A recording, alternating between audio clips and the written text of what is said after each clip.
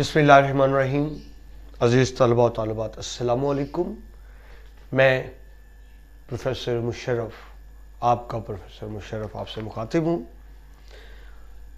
अज़ीज़ तलबा, हम साले दवम का सबक नंबर 4 मवासलात के जदीद ज़राए का मुतालिया कर रहे हैं।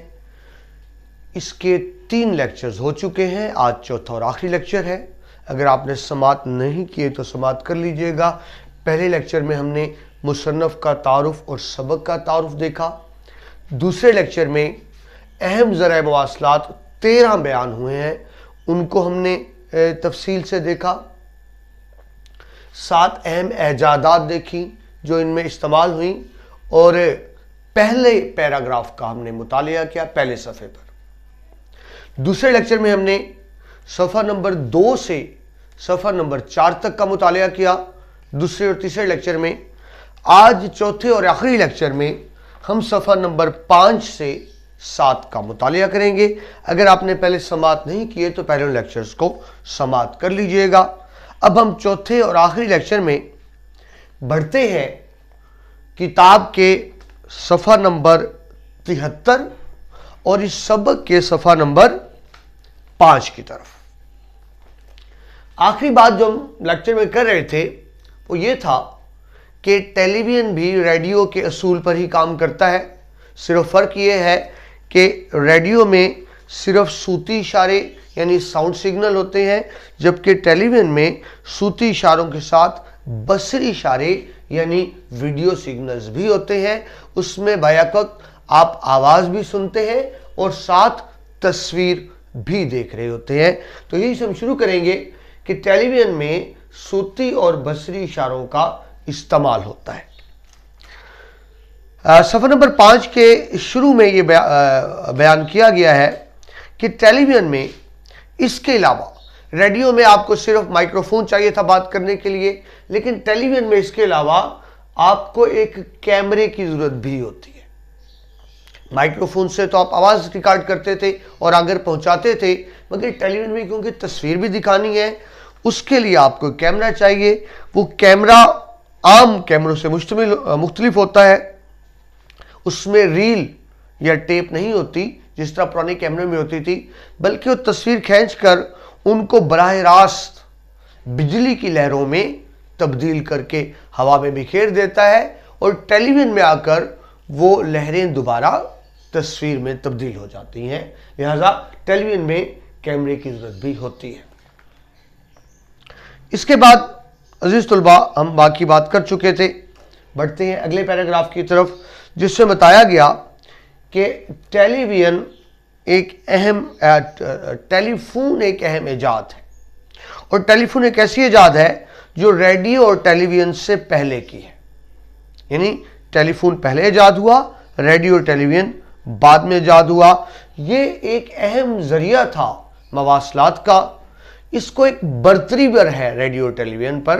रेडियो टेलीविज़न पे सिर्फ आप बात सुन सकते हैं, अपनी आवाज़ नहीं पहुंचा सकते। यानी वो 1 वे कम्युनिकेशन है, लेकिन टेलीफोन 2 वे कम्युनिकेशन है। इसमें आवाज़ आप सुन भी सकते हैं और अपनी आवाज़ पहुंचा भी सकते हैं। इस तरह टेलीफोन को रेडियो टेलीविज़न पर एक तरह की बर्तरी हासिल है कि ये 2 तरह पैगाम रसानी का जरिया बन जाता है। इसके बाद ये बयान हुआ कि पहले आपने अपने शहर से बाहर कहीं कॉल करनी होती थी तो आप ऑपरेटर के मोहताज थे। यानी आप पहले फ़ोन किया करते थे टेलीफोन एक्सचेंज में कि मुझे लाहौर से कराची इस्लामाबाद बात करनी है, और वो आपको कहते थे कि इंतज़ार कीजिए। आपको फ़ोन के पास बैठकर मिनटों और बाज़-औक़ात घंटों इंतज़ार करना पड़ता था। फिर टेलीफोन एक्सचेंज से फ़ोन आता था कि आपकी कॉल मिल गई है और तब आप बात कर पाते थे। लेकिन अब ऐसा नहीं है। अब डायरेक्ट डायलिंग से खुदकार निज़ाम है। यानी आप खुद किसी दूसरे शहर, किसी दूसरे मुल्क का कोड मिलाकर बराह रास्त दुनिया के किसी भी हिस्से में बात कर सकते हैं। यानी अब तमाम दुनिया में बात करना बिल्कुल आसान हो गया। आसान भी हो गया और पहले की निस्बत बहुत ज़्यादा सस्ता और कम कीमत भी हो गया। इसके बाद इसमें जो बताया गया है वो है माइक्रोवेव लिंक्स और मसनूई सियारों का इस्तेमाल। माइक्रोवेव लिंक्स भी यही आप समझ लें, हवा के दोष पर हवा की लहरों के जरिए पैगाम रसानी की जाती है। मसनूई सियारे जिसको आप सैटेलाइट्स कहते हैं, ये क्या है? इंसान ने मसनूई सियारे बनाकर भेज दिए जो जमीन के इर्द गिर्द वैसे ही चक्कर काट रहे हैं जिस तरह चांद काटता है। इससे आसानी क्या हुई कि लाइव नशरियात यानी बराह रास्त नशरियात पहुंचाना आसान हो गया। अब दुनिया के किसी भी हिस्से में कोई मैच हो रहा है, लेकिन आप पाकिस्तान बैठकर उसको बराह रास्त देख सकते हैं। इस तरह माइक्रोवेव लिंक्स और मसनूई सियारों के जरिए मौसर और तेज तरीन राब्ते किए जाने आसान हो गई। एक और बात इसमें बयान हुई है, कार्डलेस की इजाफी सहूलत। ये ज़हन में रखिए, मोबाइल फोन से पहले की बात है, जब सिर्फ टेलीफोन होते थे जिसको आप लैंड नंबर कह लें, पीसीएल नंबर कह लें, सरकारी तार वाले फोन होते थे। उन्होंने एक सहूलत दे दी कार्डलेस की। यानी कार्डलेस क्या था कि है तो आपका फोन जो तार से जुड़ा हुआ है, मगर उसका एक हिस्सा अलग भी हो सकता था जिसकी महदूद सी रेंज थी। यानी अगर आपके एक कमरे में टेलीफोन पड़ा है और आप दूसरे कमरे में बात करना चाहते हैं तो एक इजाफी सहूलत थी कार्डलेस की, वो हिस्सा अलग था जिसको लेके आप घर के किसी भी हिस्से में घूम सकते हैं। उसके लिए आपको फोन साथ साथ लेके फिरने की जरूरत नहीं होती थी। लेकिन ध्यान में रखिए, कार्ड फोन मोबाइल की तरह नहीं था, इसका राब्ता लैंड नंबर से ही था। यानी घर आपके अगर टेलीफोन लगा हुआ है तार वाला तो ये उसके साथ जुड़ा होता था कार्डलेस। अगले पैराग्राफ में बयान किया गया कि इसी कार्डलेस की तरक्की याफ्ता शक्ल है मोबाइल फोन। माफ कीजिएगा, यानी मोबाइल फोन आजाद है, ये लैंड नंबर से जुड़ा नहीं हुआ। कार्डलेस में तो पहले आपको एक लैंड नंबर चाहिए पीसीएल और उसके साथ कार्डलेस होता था, मगर मोबाइल फोन आजादाना इंडिपेंडेंटली काम करता है। तो आप कह सकते हैं कि ये कार्डलेस की तरक्की याफ्ता शक्ल है।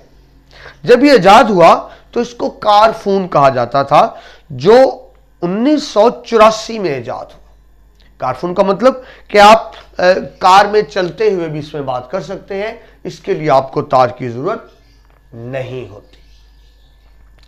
मजीद इस सफ़े पर सफ़ा नंबर 5 पर बयान किया गया कि इस दौरान बसरी रेशे क्या, जिसको ऑप्टिक फाइबर्स कहते हैं, ऑप्टिक फाइबर केबल कहते हैं, जो मवासलात का तेज तरीन निज़ाम है। यानी इसमें आप पैगाम पहुंचाने के लिए तार वायर का इस्तेमाल नहीं करते, लोहे या तांबे की तार, बल्कि शुआओं के जरिए, वेव्स, लहरों के जरिए आप पैगाम पहुंचाते हैं। और मैं आपसे बार कर चुका, लहरों की रफ्तार क्या है? 3 लाख किलोमीटर फी सेकेंड, जबकि जमीन का टोटल डायमीटर 13,000 किलोमीटर से भी कम है। यानी इस तरह कई 100 मरतबा एक सेकेंड में ये इलेक्ट्रोमैग्नेटिक वेव सफर कर सकती है, सो अब टाइम नहीं लगता। अब नई टेक्नोलॉजी है, लिहाजा अब मोबाइल फोन में तांबे की तारों की बजाय बसरी रेशों यानी फाइबर ऑप्टिक का इस्तेमाल किया जाता है, जिससे तेज तरीन राब्ते बहुत ज्यादा आसान हो गए। यहां अज़ीज़ तुलबा सफ़ा नंबर 5 मुकम्मल होता है। आगे सफ़ा नंबर 6 और किताब के सफ़ा नंबर 74 की तरफ बढ़ते हैं, जिसमें इब्तिदा में बताया गया कि बसरी रेशों से क्या होगा, वक्त की बहुत ज़्यादा बचत होगी क्योंकि तेज़ रफ्तारी से सफ़र करते हैं। बसरी रेशा क्या है, फाइबर ऑप्टिक क्या है? ये एक बहुत ही बारीक मगर मजबूत रेशा होता है, जिसके ज़रिए वेव्स और लहरों के जरिए आप पैगाम रसानी कर पाते हैं। इसके बाद सफ़ा नंबर 74 में अगली बात, ऐजाद कंप्यूटर। दौरे जदीद की अहम तरीन ईजाद कंप्यूटर, बल्कि दौरे जदीद की सबसे अहम ईजाद कंप्यूटर को ही कहा जाता है। ये एक अहम मवासलाती मशीन भी है। मवासलाती, हम मवासलात को ही ज़रा पढ़ रहे हैं, कम्युनिकेशन। यानी कंप्यूटर बज़ाहिर तो हिसाब किताब की मशीन है, कंप्यूटर कहते भी हिसाब किताब करने को है। ये हिसाब किताब करने के लिए मशीन बनाई गई थी, मगर दौरे जदीद में ये एक अहम मवासलाती मशीन भी है। दरअसल कंप्यूटर वायरलेस आलात की तोसी है, तोसी एक्सटेंशन, यानी वायरलेस आलात जिसके जरिए कम्युनिकेशन की जाती थी, कंप्यूटर में उसको बहुत बेहतर बना दिया गया। कंप्यूटर किस तरह से काम करता है, आप मैसेज जो भी उस पर टाइप करते हैं, मेल वगैरह, वो बरकी लहरों में तब्दील कर देता है। यानी कंप्यूटर में आपने कुछ टाइप किया, उसकी बरकी लहरें बनी, इलेक्ट्रोमैग्नेटिक वेव्स बनी और हवा में बिखर गई और दुनिया के किसी हिस्से में भी दूसरे कंप्यूटर पर आप उनको हासिल कर सकते हैं। इसके बाद कंप्यूटर के काम करने का असूल बयान किया गया कि कंप्यूटर किस तरह से काम करता है। मालूमात पहले मदखल इनपुट, यानी आप इनपुट कीबोर्ड वगैरह के जरिए उसमें एक क्वेश्चन, एक मालूमात डालते हैं मदखल में, और वो क्या करता है, आपने जो कीबोर्ड के जरिए इंस्ट्रक्शंस दी थी वो उसको बरकी लहरों में तब्दील कर देता है, इलेक्ट्रोमैग्नेटिक वेव्स में तब्दील कर देता है कंप्यूटर। फिर वो मालूमात जाती है कंप्यूटर के प्रोसेसिंग के शोबे में। प्रोसेसर, इसमें क्या होता है, आपने कंप्यूटर में पहले से कुछ इंस्ट्रक्शंस दी हुई हैं जिसको हम ऑपरेटिंग सिस्टम या विंडो कह देते हैं। ऑपरेटिंग सिस्टम क्या है, उसमें पहले से इंस्ट्रक्शंस मौजूद हैं, आप इनपुट देते हैं, वो इन इंस्ट्रक्शंस को के मुताबिक उसको प्रोसेस करके रिजल्ट दे देता है। प्रोसेस किस तरह से करता है, उन इंस्ट्रक्शंस के मुताबिक जो पहले से उसमें मौजूद होती है। तो आपने मदखल दिया, वो बरकी लहरों में तब्दील हुआ, वह प्रोसेस हुआ और प्रोसेस होकर कहाँ गया, हिसाबी यूनिट में, जिसको आप ALU कहते हैं, अरिथमेटिकल लॉजिकल यूनिट, यानी वह उसको सॉल्व करेगा, जवाब निकालेगा और फिर जवाब को आउटपुट बनाकर दे देगा। उर्दू में आउटपुट को कहते हैं मखरज। यानी आपने इनपुट दिया, वो प्रोसेस हुआ और आउटपुट आ गया। आउटपुट किस पर आ सकता है, कंप्यूटर की स्क्रीन पर भी आ सकता है, आप स्क्रीन पर भी ले सकते हैं और स्क्रीन के अलावा भी आप उसको प्रिंट आउट कर सकते हैं, माइक में सुन सकते हैं। तो लेकिन अहम तरीन जरिया बहरहाल स्क्रीन ही है जहां से आउटपुट ले सकते हैं। इसको हम कंप्यूटर के बारे में सिंपल कह देते हैं, इनपुट दिया, इंस्ट्रक्शंस ऑलरेडी मौजूद थी, उसे प्रोसेस किया और आपको आउटपुट दे दिया। इस असूल पर कंप्यूटर काम करता है। इसके बाद बढ़ते हैं अजीज तुलबा, आखिरी इजाद जो हमने पढ़ी थी फैक्स की तरफ। इसको फैक्स भी कहते हैं, टेलीफैक्स भी कहते हैं। ये मवासलात का एक जदीद निज़ाम है। इसको फोकियत है टेलीप्रिंटर और टेलीग्राम पर। वजह क्या थी कि टेलीप्रिंटर और टेलीग्राम में आप मैसेज को टाइप करके भेजते थे। टाइप, अब देखिए टाइप आपके सामने एक किताब है, ये टाइप की शक्ल में है, आप इसको देखकर बता नहीं सकते किसने लिखा है, तो कंप्यूटर ने लिखा है। लेकिन फैक्स में क्या होता है कि टाइप शुदा नहीं, आपकी असल तहरीर की तरसील पहुंचा देना, अरसाल कर देना। यानी आप जो अपने हाथ से तहरीर लिखेंगे, खत लिखेंगे, नीचे सिग्नेचर है, कोई निशान बनाते हैं, तो आपकी असल तहरीर चली जाती है फैक्स में।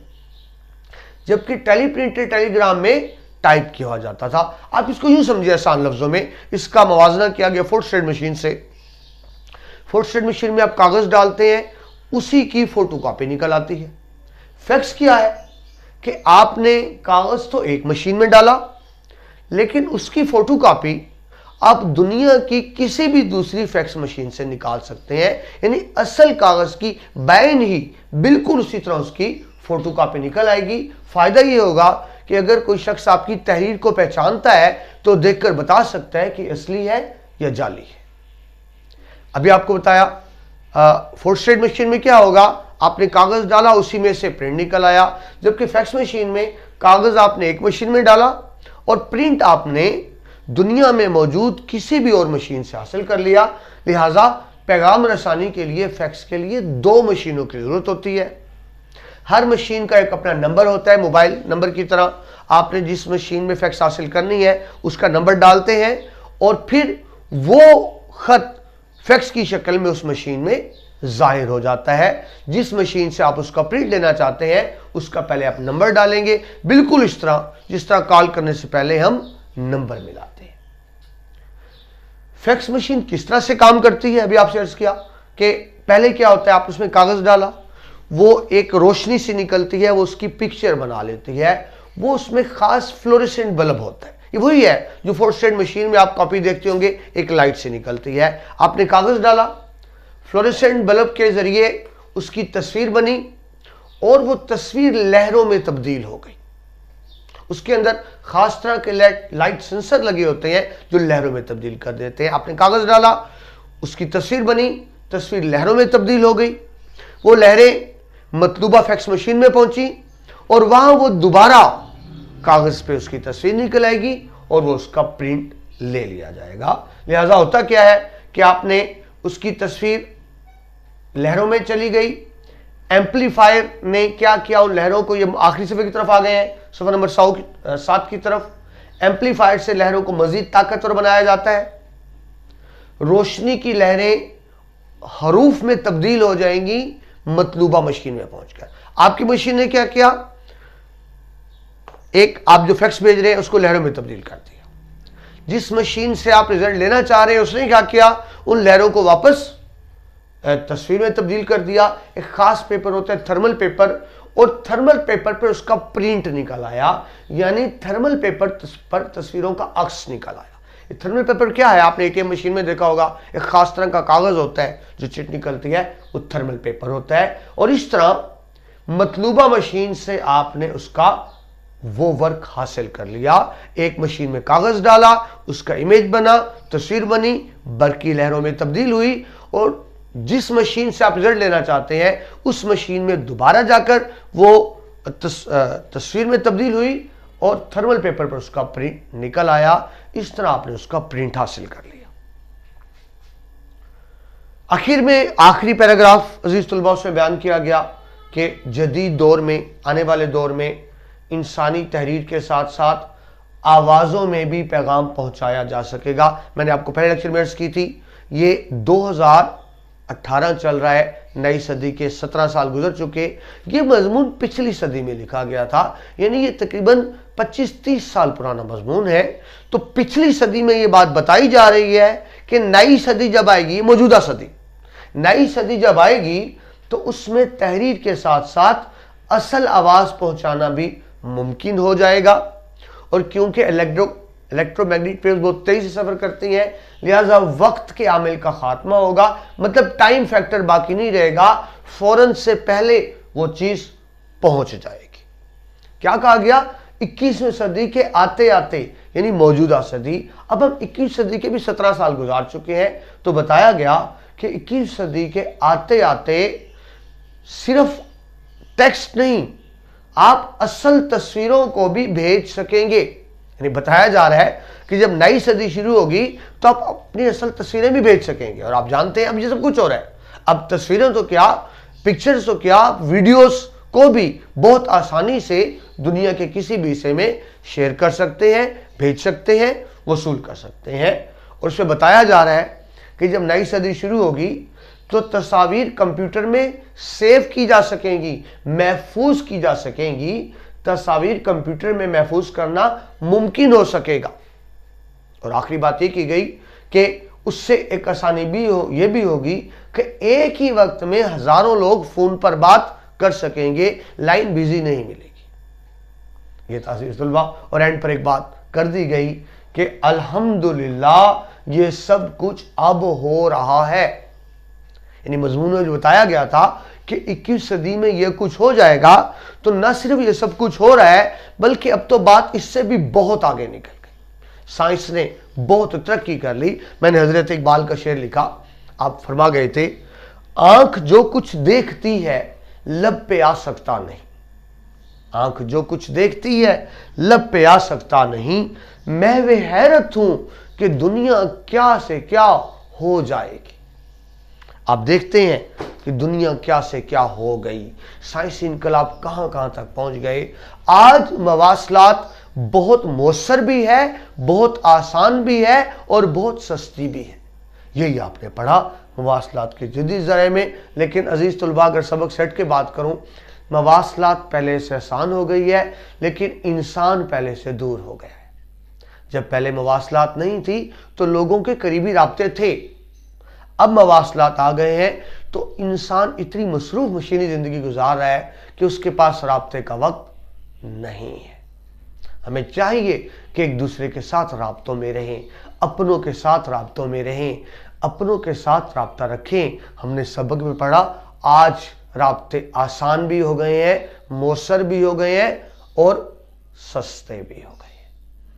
यह था अजीज तुलबा मवासलात की जिस तरह एक खुश सा मजमून है, बच्चों को इसमें दिलचस्पी महसूस नहीं होती। मैंने कोशिश की कि आसान और दिलचस्प लफ्ज़ों में आप तक ये सबक पहुंचा सकूं। 4 लेक्चर्स पे मुश्तमिल थे सबक। उम्मीद है आपको पसंद आया होगा। इसमें आपके लिए मालूमात की बातें होंगी और आपको आसानी होगी।